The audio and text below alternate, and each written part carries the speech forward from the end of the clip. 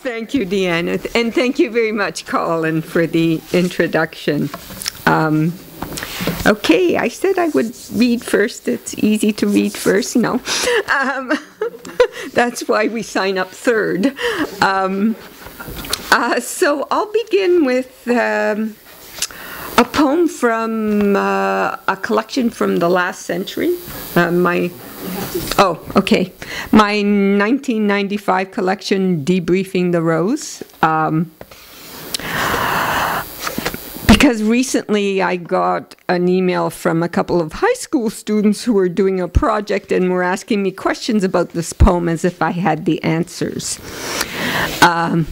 Anyway, I know that I wrote this poem. It's a kind of ekphrastic poem. It's in response to having seen this sculpture of a little satyr asleep, its head on a wineskin. This is, of course, a stone sculpture, but and for some reason it made me think of Rilke's archaic torso of Apollo, which seemed, even though it didn't have a head and so alive, this is intact and just so dormant. So it seemed to me like an inverse, rather than the imperative at the end of the Rilke poem, you must change your life. This poem is about how life changes you. If stone dreams, we cannot know this statue, this satyr with his head propped on a wineskin. We cannot know if he dreams. In fact, none can know in spite of eons of looking, of examining where his hip is eaten away, eroded as if by our eyes. For what has been lost, we are to blame. For what has been kept, to be thrown away. He sleeps, his brow furrowed, lips furled. He sleeps in drunken stupor, and his snores, though silent, still insist. The need to be drunk. We shared this need to let consciousness go. Sator is the mentor of blackout. He is the Bacchus we worship within us. Observe in time his beard has grown into the jug as man and vessel merge. Together they seem content. He sleeps because the wine has been drained. There's no more stress nor straining, for he no longer feels his hip, his brain, this unbearable lightness, now stone, seems to embrace this hollowed notion of empty, of emptying space, this erasure, this sage trace we sometimes leave behind. He is both absent and present, a fading figure in a picture, familiar yet unrecognized, ourselves at another age.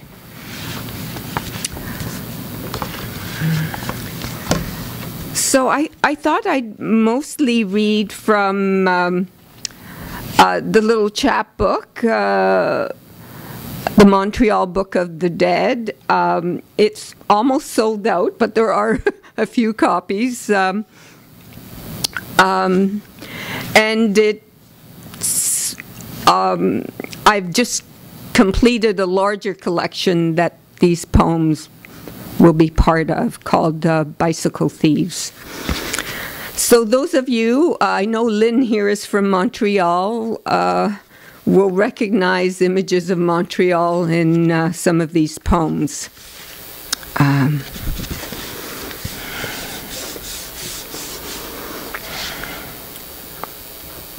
Now he drives a taxi in Comox. This is about expatriate Montrealer. He remembers the darkness of winter mornings when he was 15 and helped the milkman deliver milk door to door. The wagon was drawn by a horse, clippity, cloppity, the only sound, and the milkman humming under his breath while the boy he was would run up to each house, a bottle of milk in his hand, the glass slick with cold. The wagon waiting, the horse stomping. That was 1954. And before the milkman bought his first truck, before his father's last transfer to the air base here in Comox. Now as he drives the taxi, I transport him back to those icy mornings. Though nearly 60 years have passed, the boy in him wakes up. Montreal is beckoning, the city luminous in his mind. He can see again the copper dome of St. Joseph's Cathedral, rising newly polished against the sky and not blanched by snow and passing time.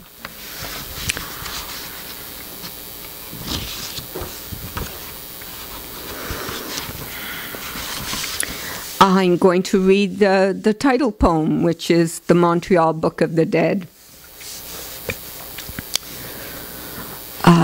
To paraphrase a line from Pasolini, the dead are not silent, we are deaf to them. That informs many of the poems in the new book and in this chapbook. This morning I saw my father driving a red Toyota wagon with Quebec plates, Je me souviens, turning the corner at Grand, heading west. He didn't see me, and I was surprised to see him in the city without calling on me, even though for the last 3 years he has been dead. It certainly looked like him, the chiseled jaw, the Grecian formula hair. Yes, my father, maybe 20 years ago, still in his prime, still himself, or looking like himself. All the immortality the earth can offer may be the kind we had before we were even born. The living we did then, we will continue to do through genes we also share with Neanderthals. My father drives on, not knowing me. The dead are not dead. Perhaps the dead are not even transformed. They are everywhere, just not talking to us. Don't try listening to them in family photos. If they are forever dumb with forgotten conversations when every day is that August day in 1992. My father, in his white striped polo shirt, high in the boughs of a fig tree, gathering fruit for my greed. I still see him in many places, and in myself, the Roman nose, the chiseled jaw. As a pear repeats itself, each time a little altered on every branch of a tree. Our dead have retired and moved off island. They are not gone. They are incommunicado.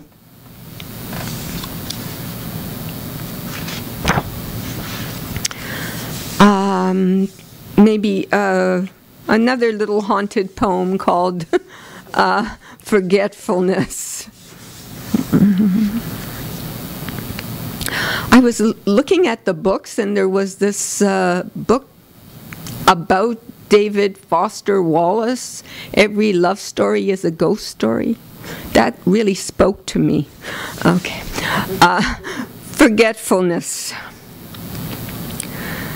The house with the first number missing from its door and the fence falling down to one side backs onto the sea and glacier-topped mountains. The iodine air, the salt wind, blows in through window panes cracked and smeared with bird lime. There are books in every room of this house. In the kitchen you'll find Sappho, in the bedroom Basho, by the vanity and the lone mirror reflecting a steel-framed single bed. A woman lived alone here for many years, one fond of Scotch and poetry, her only gentleman callers that thrush, knocking insistently at the window, and an old man claiming to be her husband. She would have none of him. There's a spill left on the rug she's come back in the night to clean up, but it's hard to see in the dark, and in any case, the dead cannot clean.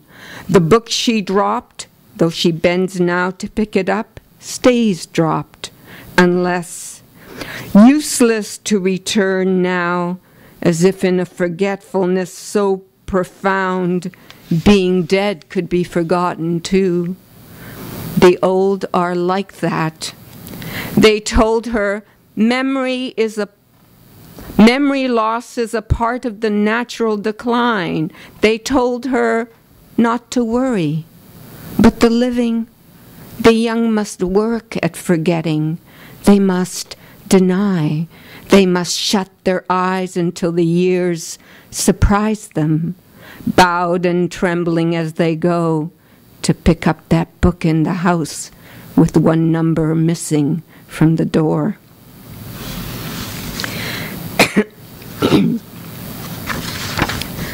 Okay.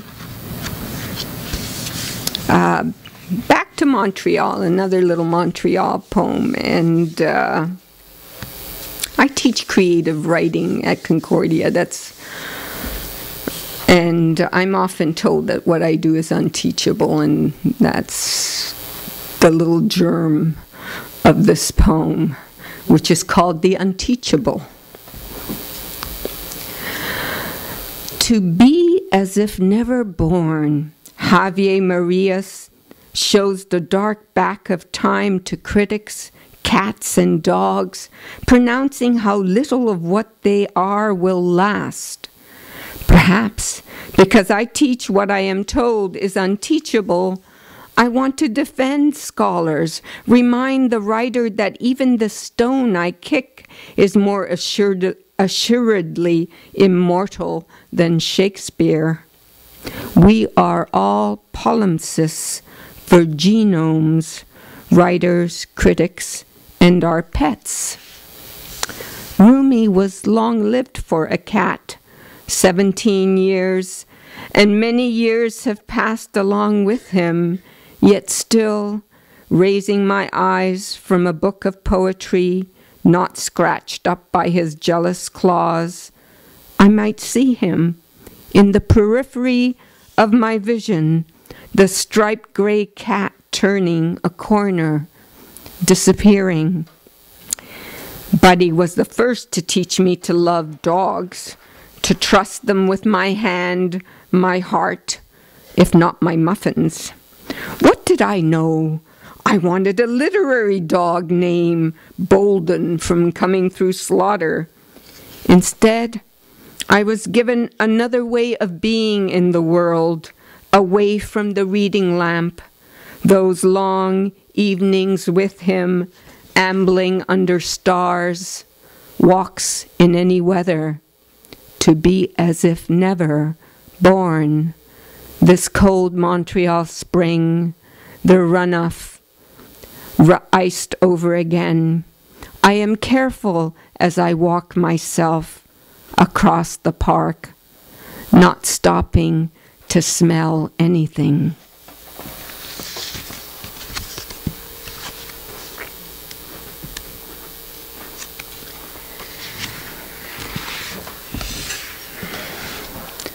So my father comes back a lot. And this poem is the title poem for my new collection, which will be called Bicycle Thieves.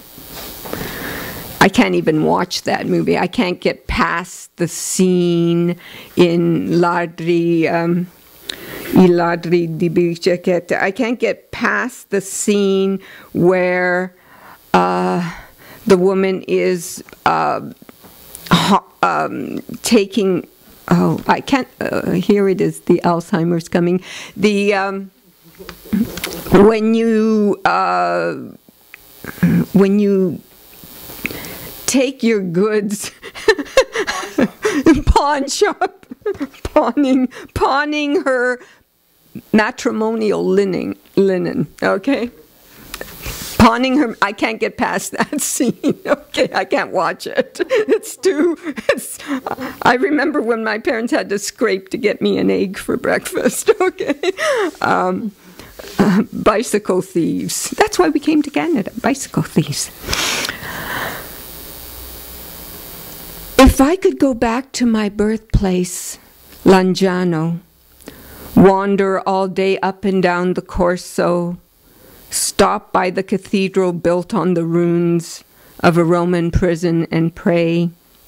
If I could make my way at night by the glimmering of my brief candle, and if I could see into the darkness and find my father, if he were still living there in Langiano. Strangely, it seems to me it was just yesterday that I returned from Langiano feeling despondent, because if I were pure spirit, I could have gone back in time, traversed the years along with the miles, and so have seen my father before the World War, seen the boy my father was before his father betrayed a barefoot son and sold his bicycle. If I call him by his true name, Vincenzo, not Vincent, will he recall then his life in Italian, through eyes still clear, through hopes undimmed?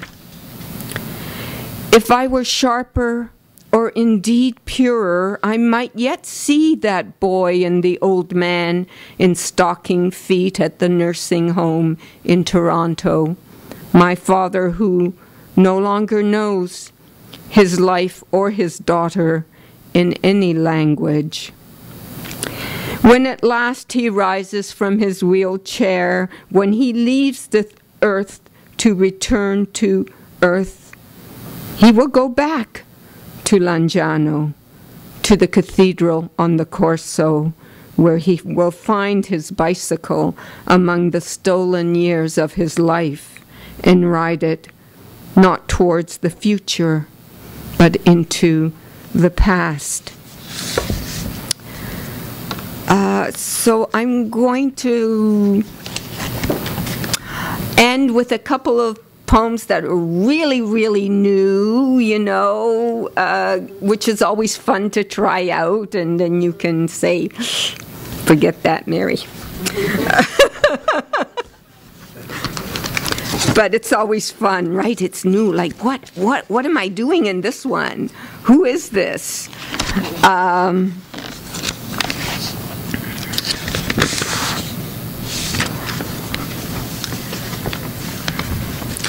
So this poem is influenced by a story by Kafka, the report to the Academy, or Kafka's Ape, and a poem by the 20th century Italian poet Giorgio Caproni called Il Gibbone.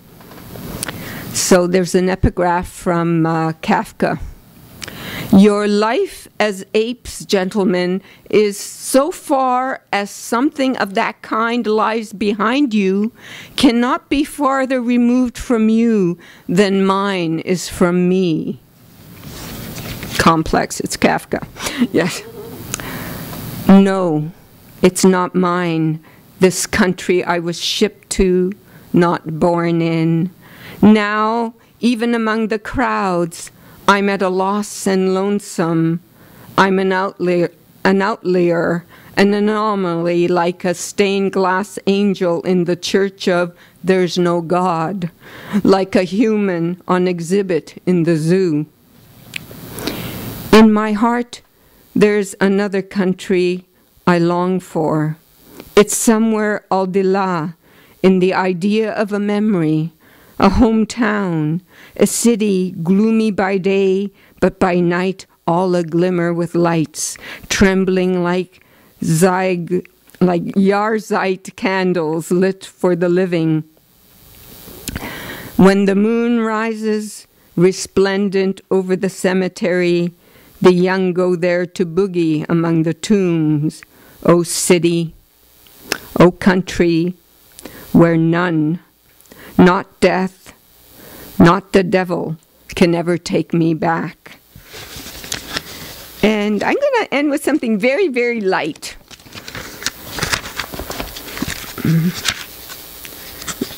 Not my version of Ronsard's